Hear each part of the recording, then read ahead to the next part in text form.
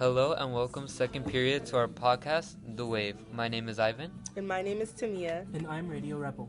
And today we'll be discussing waves and their different forms. In the photo shown, you can see a longitudinal wave and the different parts of the wave. There are refractions, which are loose parts of the wave, and compressions, the tight part of the waves. The wave moves side to side. To find the wavelength, you find the measurement of one compression to another or one refraction to another.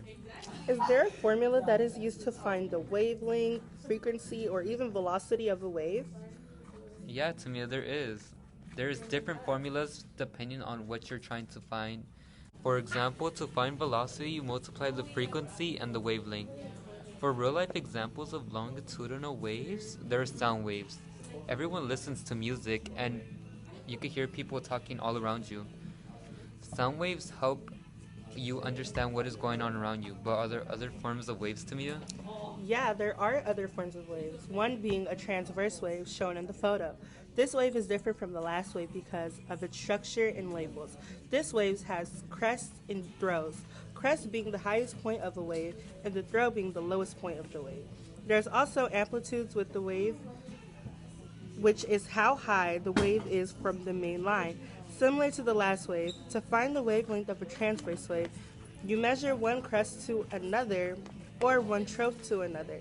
Both waves use this formula to find frequency, wavelength, and velocity. Tamia, are there other real-life examples? Remember that time we were at the beach? I Those are examples of transverse waves. Are you being serious? I'm being so for real. Oh my god. Alright, that's cool and all, but what do waves have to do with me? And how does it affect everybody else in their daily lives? That's a good question, Radio Rebel. Waves are important to human life because there are waves that help us survive.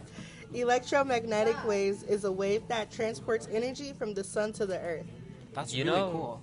Those ocean waves that you were talking about are also important in the sense of coastal communications and product transportation.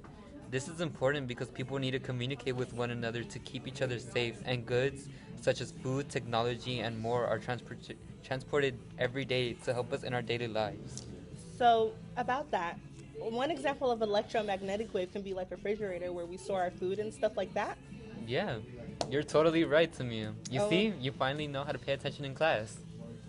I'm just kidding. Well, is there any other questions about waves? No, I don't think so. No, I think I'm good. Well, I guess this concludes our podcast. This is Ivan. Tamia. And Radio Rebel, out.